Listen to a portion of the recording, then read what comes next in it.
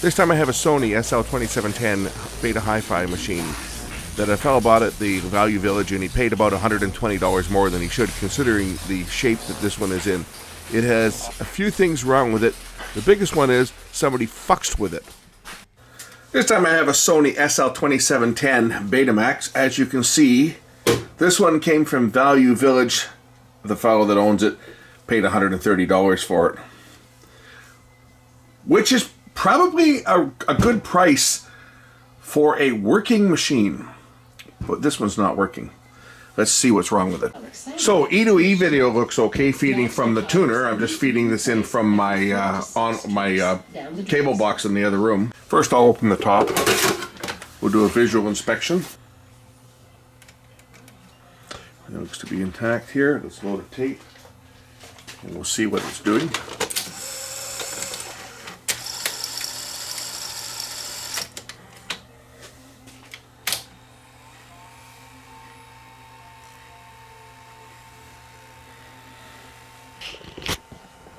Okay, it's not tracking. We'll try another tape. So here's the tape that I recorded on my camera. As you can see, this is the source tape. As you can see at the top of the screen, we have severe banding at the top.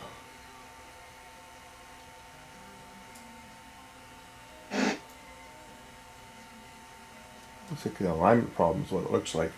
Okay, I just called it an alignment problem.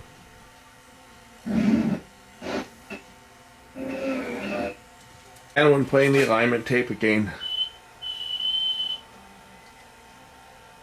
we're off track.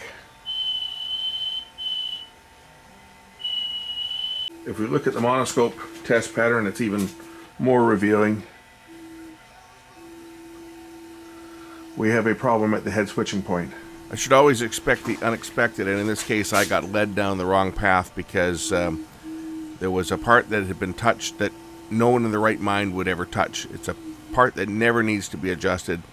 It's preset from the factory and it's actually sealed. Yet, in this case, someone actually got into it. And this is rewinding really slow. Like it's really laboring on rewind. You hear how that's just dragging?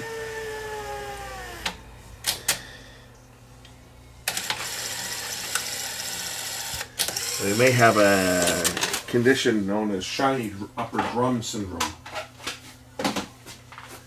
The upper drum gets polished by the tape, causes the tape to stick to it, which causes the tension to go very high as it passes over the upper drum. So let's just inspect the upper drum on this and see how bad it is.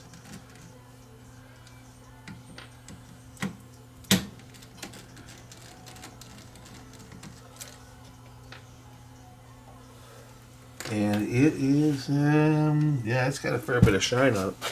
We take off the upper drum bracket here.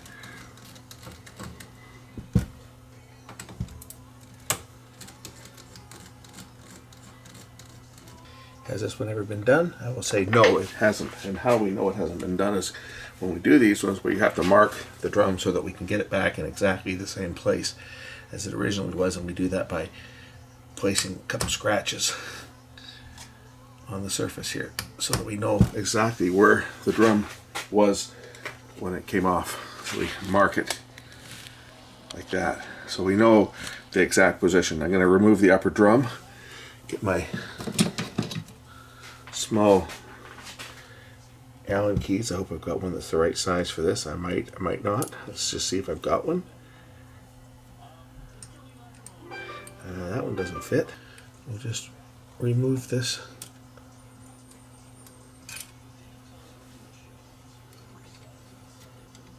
I'm going to remove the upper drum carefully.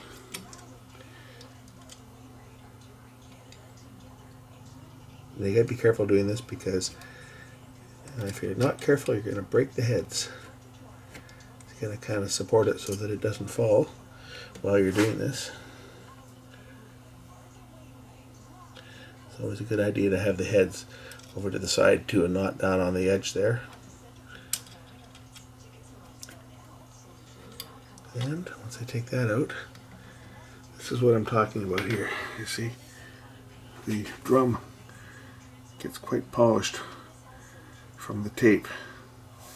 Causes the tape tension to go up too high. There are the heads on either side, one there and one over here. So we're going to use some kitchen cleanser on this, like Comet cleanser, one of those abrasive cleaners, and a piece of paper. We're going to polish this all off to get that shine off of this, because that causes tape tension problems, which of course can masquerade as alignment problems. So how this is done is I've just taken some Comet kitchen cleanser, right? It's got just about the right grit in it, and mix it with a bit of water to make it a paste on a piece of paper, and then just going to rub it, and this will remove that shine from the upper drum. And then of course we'll wash it in water, but this paste has just enough grit that it will remove that sheen from the upper drum, which will of course increase the molecules of air that can fit between the tape and the drum upper surface, and provide it with just enough air lubrication, slip, so that the tape can't stick. Now if you watch that Sony training video that I put up a few years ago on the SL2710, we actually talk about that the instructor actually talks about this phenomenon, saying the high grade tapes were the cause of the problem because they were so smooth that they actually polished this upper drum and created problems. But of course, you can't go and tell a customer, well, you know, the high grade tape is what's causing you to eat upper drums, because we used to change these things. Initially we changed them, then we figured out we could polish them, but and then sell them a new upper drum, of course, right? Because everyone's dishonest. Initially we used to change these, but these parts were like $100 for this upper drum, and then we figured out that we could fix it and not have to charge somebody $100 for the part, and make them work as good as new by just buffing them up, getting rid of that shine that's on there. So I'm going to work on this for a bit, but now you see what I'm doing. I'm going to go get some more paste on here, and then we'll wash it all off and dry it. But when I'm done, it'll look like a new drum that came out of the factory. So this is what we're dealing with now. You see, all the shine that was on there has been removed. So now the tape will slide around here quite easily. So we put it back together, same way it came apart. Set the upper drum on top, and line up the two scratch marks I put in, and set the set screw in. Now the plate that's going to go on, it will do the vertical alignment. Newer designs eliminated that brass plate and just had two screws that were used for the alignment, and on those ones you don't remove those two screws.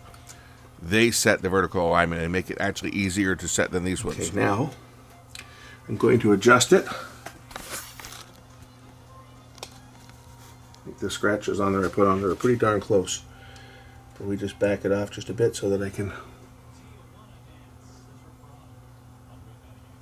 get it right where it was, and then put the top plate back on and tighten down those screws, and now tighten down these two a little better, and then tighten these ones, and this will pull the drum into the proper alignment.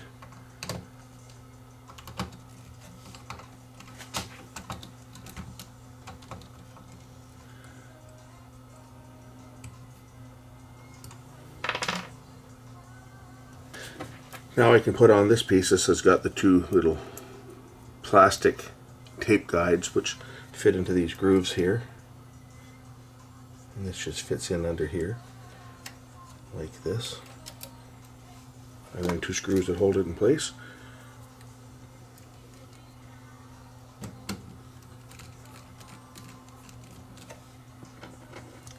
And these screws here are not put on very tight, obviously because it's plastic, so you don't want to break it. Okay, that's got the drum reassembled.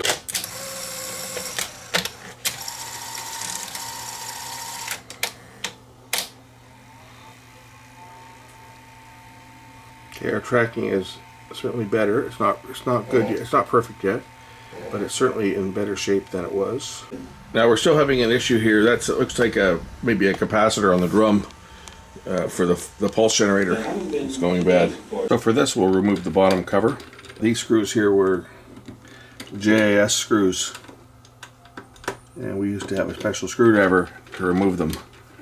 We called it the engineer's screwdriver, but a number 1 Phillips is close enough to remove these ones.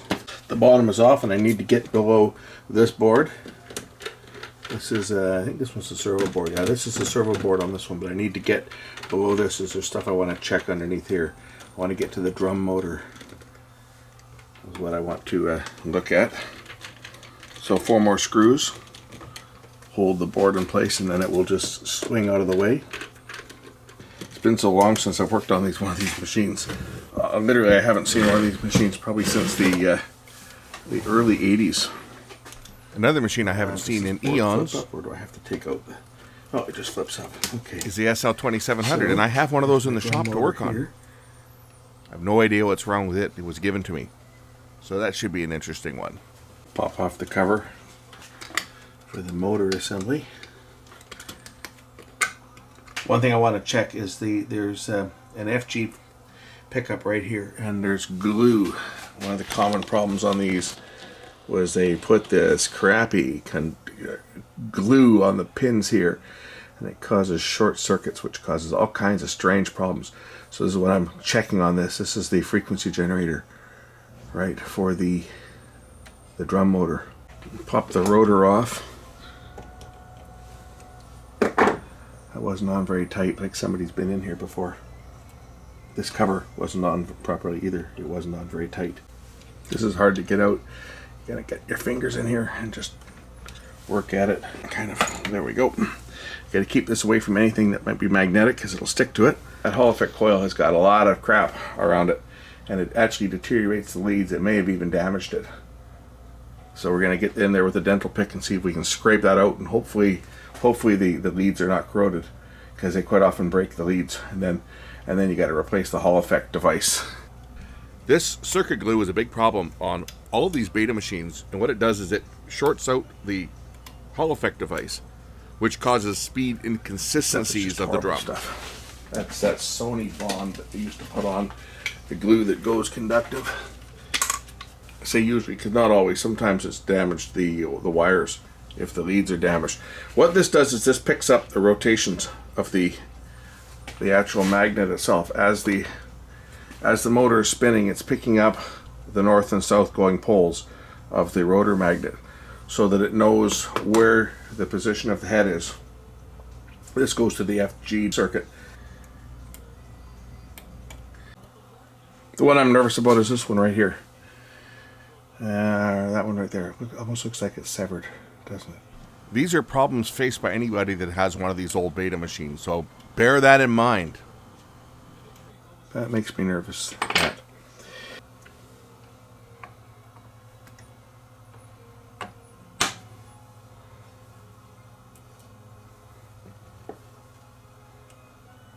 So I had to take it off the plasma because the plasma itself was causing interference, but it's a lot better already than it was.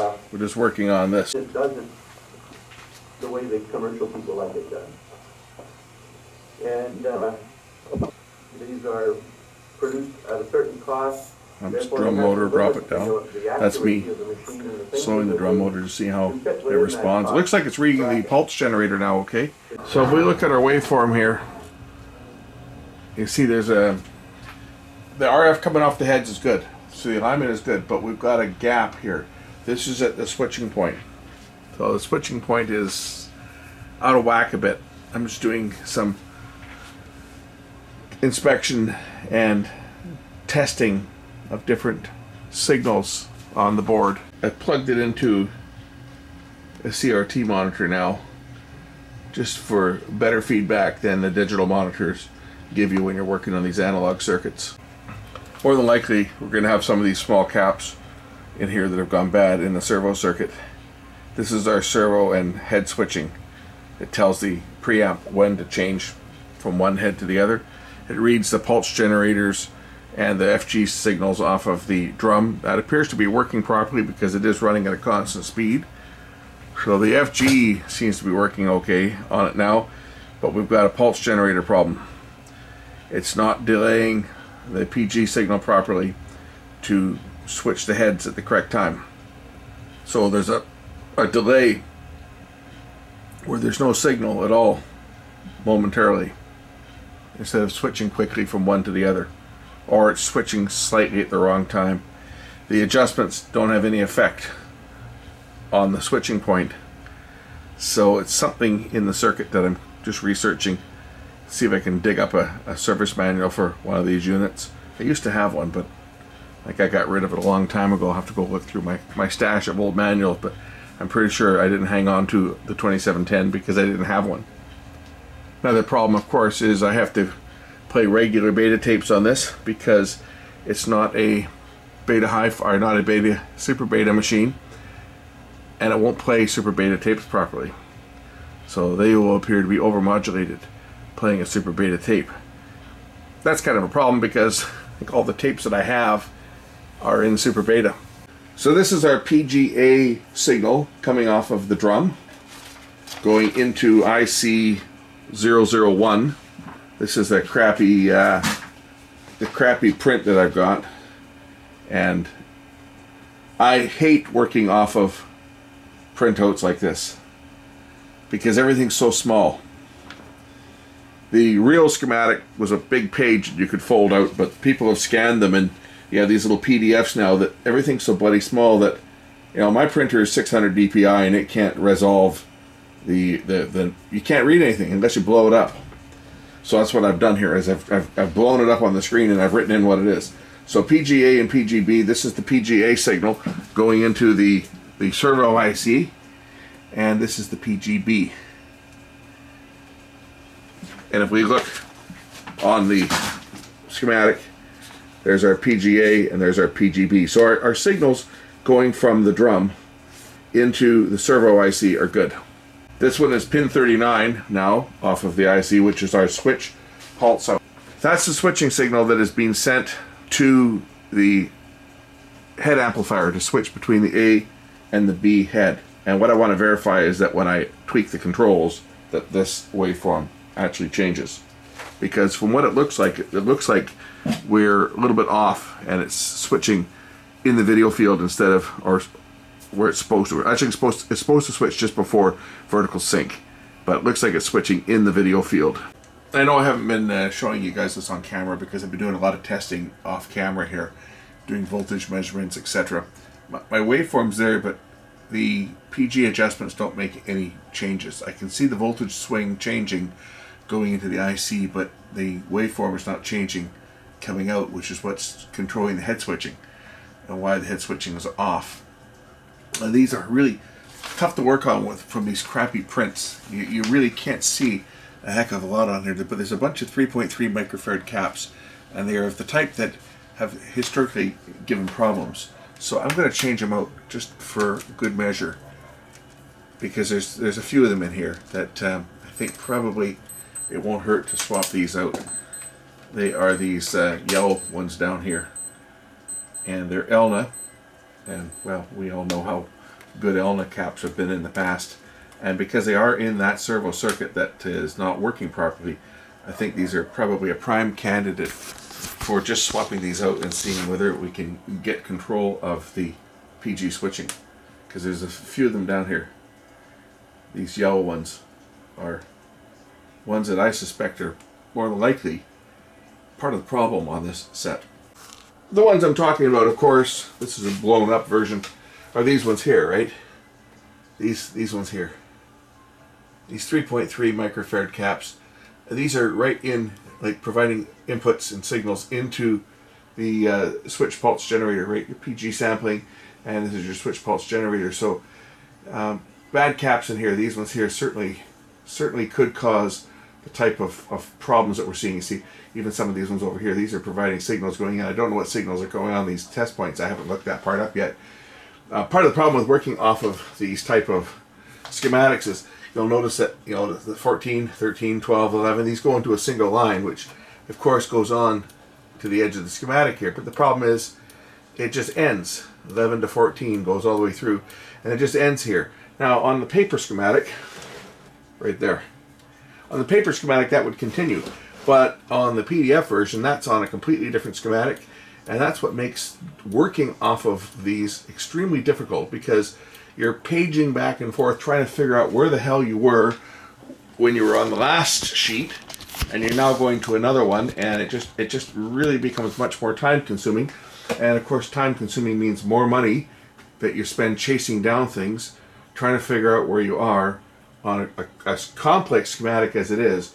At least on a paper service manual, when you can lay the thing out on the bench and fold it right out, you can actually physically trace the drawing on paper to find it. Of course, if one were to print these on a high enough resolution printer, certainly higher resolution than what I have, like this, you could piece them all together and lay them out, but still, that's a lot of work to do that, to get them printed at a sufficient resolution where you can actually see them. Because these schematics were quite big. Like some of these schematics, you know, these were, you know, when you fold them out, it was like, you know, they were 18 inches across, right? As opposed to 8 on paper. So it makes it a little more difficult to try and figure out where the heck you are when you're dealing with PDFs, especially ones that were originally designed for paper and someone's just come along and scanned them. But this is the best that we have today, because of course these manuals are long gone, getting the original manual, and even if you could, you're buying a $40 or $50 manual for an obsolete machine. Someone's got to pay for that, right? So someone's got to pay for that, and that ends up being the customer, because the chances of needing a manual like this again are slim to none. And I've already got a limit as to how much the fellow wants to pay for this machine, and for the time I've put into it, we're probably already over there. But I'm going to go and change out these caps here just to see whether we can improve and get some control back. So I'm going to pull these 3.3s. We'll look at them on the ESR meter and see how they look. But there's a few of them down here.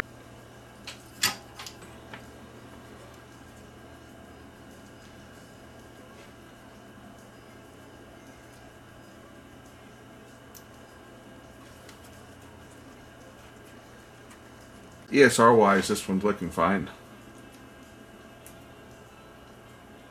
You know, 3.1 for a 3.3 at 50 volts. What's a new one looking at? A new one's looking at 6. So I mean, like, that cap doesn't look to be bad. 5.1. So it's lower ESR than the new ones, unless it's internally leaking, which is always a possibility. We can check it for internal leakage. It's not measuring any type of a short in it. It went to over 40 mega ohms in overload, so the capacitor itself is not bad. If I put it in capacitor test mode, what's it say? 3.51. That's looking pretty good to me. What's a new one look like? 3.4. You know, so I don't see anything wrong with that one. I'll change it out just anyway, because I've removed it, and we'll try some of the other ones in here, but that one certainly isn't the culprit that's causing it, that's for sure. Well, it's certainly playing a lot better now than it was when I started, after changing out a couple caps on there, but it's still not right. But we're making progress. I have it playing on the little CRT monitor here just because the plasma generates so damn much interference. I'm staring at this machine and everything seems to be working, but it's not playing properly, and I'm staring at the waveform and this looks more like an alignment problem. So I'm just checking the alignment to see if I can get that. So the front of the waveform is a little bit off. It's causing the picture to be disrupted a bit. This is the tool I use to adjust these like guides. We've got a screw down the middle, Screwdrivers slip off pretty easy, but this is the type of tool to use to adjust these tape guides. Normally this guide you normally don't touch, but if you look down here closely, you'll see that someone's already been in there because the paint that seals it has all been broken. So someone's actually been playing around with the what's that? That's the P2 or P3 guide on this. Anyway, it's the load shuttle, and normally it's one that you don't have to normally adjust, but looks like someone's already been in there. You can tell just by looking at it that someone's been messing around with this in the past. So this is the problem when you work on something, when you buy something used. As you can see, I've got this thing playing almost perfectly. I'll show you the waveform. Oh, creases in the tape, of course, but damaged tape. What can you do about damaged tape? But the waveform itself is not quite there, but it's getting very close. And all I'm doing is I'm just carefully adjusting the two guides here. Kind of hard to show what I'm doing while I'm doing it because where the camera is and where I've got to have my head and so forth when I'm adjusting it, but it's a critical adjustment, and I'm just carefully looking at the scope and tweaking this to get the best waveform that I can. The scope is connected to pin 3 and pin 5 of that header. Pin 5, where the red lead is connected, that's the switch point. And pin 3, the one in the middle, that's the RF test point for looking at the RF off the head amp. Okay, I'm going back. I'm getting worse now. I believe this is actually called the P4 pin. But anyway, you never touch this one on a beta machine. It's locked and sealed at the factory for a reason. Looking at the picture on the screen, it's pretty good. I've got it playing on the plasma now. As you can see, it's actually not playing too bad. This is just the tracking control. This is a super beta tape, so there will be some overmodulation and tearing around the whites. I mean, it's pretty touchy, although this tape is pretty old.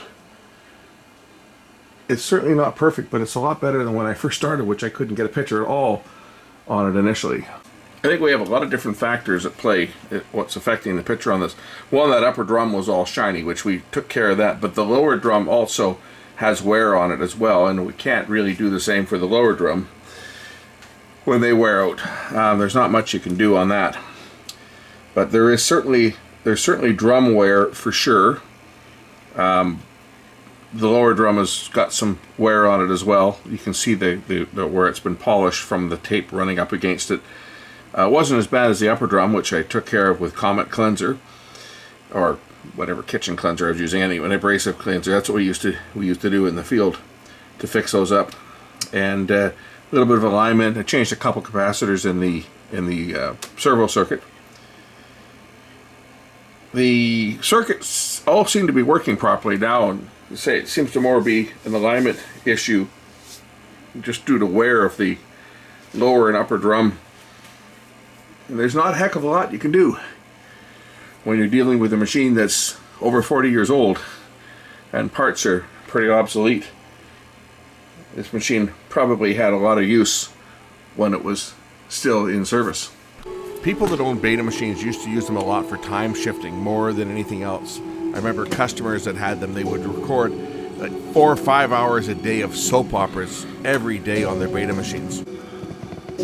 Damn, that's so close. I don't know if I'm going to get it any better than that. Let's take a look at the picture on the plasma. You know, I don't know if I'm going to be able to get it any better than that. That is almost perfect. I got to be careful when I show this, but there's my tracking control. Back to off one side to the other, and then back to center, and hi-fi should kick in there. Hi-fi has just kicked in on this.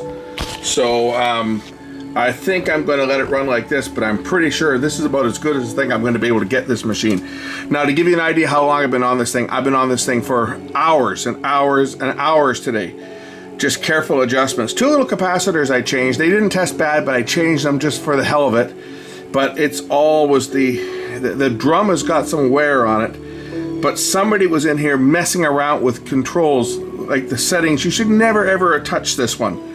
This is one that, unless you have to change that shuttle block, you don't fucks around with it, and somebody had been. And I didn't swear, by the way. I said F-U-X. Somebody fucked around with it. And that has created one hell of a headache for me. But I've got this machine playing. I don't believe it. I was doubtful that I was going to get this thing. If you saw how bad this was before, this thing's actually playing. And it's playing on my plasma, and it's looking damn good. I couldn't even get a picture on the TV before because the sync was so bad. I had to put it on a CRT just so that I could see what the heck I was doing.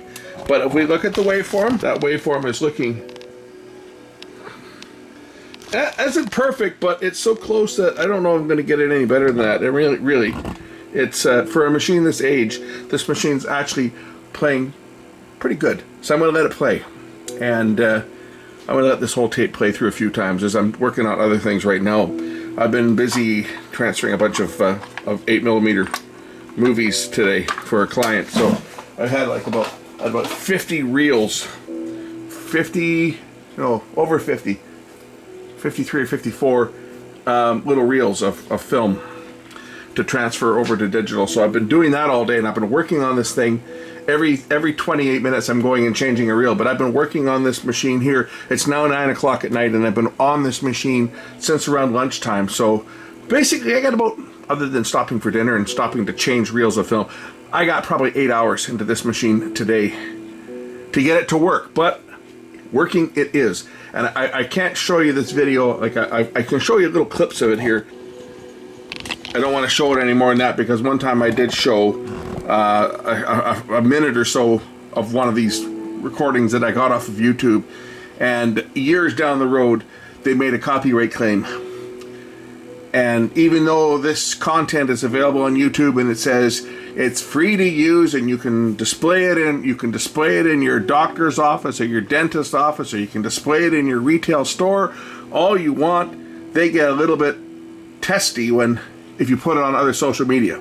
So that's why I'm not showing it to you. But it is playing, the sound is in hi-fi, the picture's good, and I'm happy. This machine's done. The guy that owns this will be happy because he had a machine that was completely non-functional, that he paid probably more than he's going to pay me to fix it. He paid $130 for it at Value Village.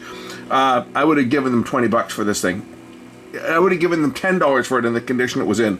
But unfortunately, even the secondhand stores now are jumping on that bandwagon, thinking that these old machines are worth a small fortune. And when they're working, they're worth a couple bucks. But they have to be working before they're worth anything. And this one certainly was not working. But it is now, and it's looking good. So here's the scope. The tracking's in the center position. If I turn the tracking off, see, it goes down pretty level. A little tiny bit of a dip. A little bit of a dip there, but really, it's not going to be a problem. It's not affecting the picture. And to say I don't want to play around with this anymore. I've done enough on it. I got it going. I found something I can show you guys. This is my production, so I did this a number of years ago. This was all done with still photos, by the way. There's no video cameras involved at all, and this was done with a DSLR and an intervalometer. I did this about 10 years ago, I guess. So I can show this. This is my content, so I'll let it play just so you can see how well this beta machine is playing. I'm going to let this entire presentation play. And you can look that video up if you want to see it. It's in 4K. It actually was shot in much higher than 4K. It was shot in, each photo was 24 megapixels. Anyway, I'm going to let this play. Music is from the Music Bakery. I can run this. Enjoy.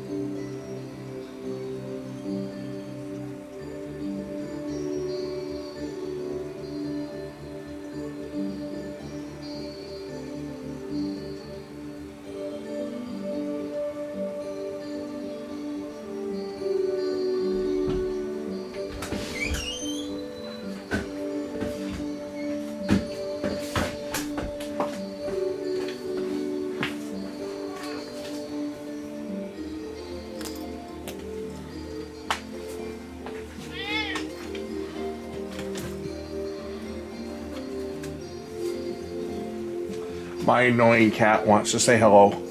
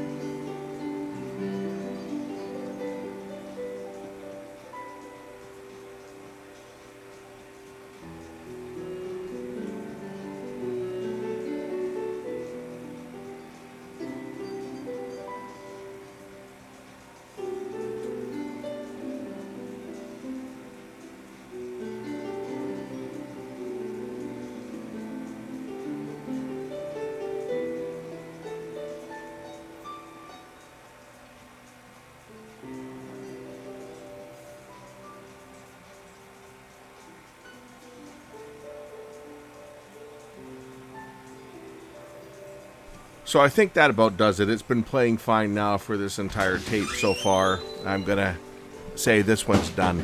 Thanks for watching. If you stuck around, be sure to hit that subscribe button. You'll be notified of all my new videos. Thanks for watching. We'll catch you later.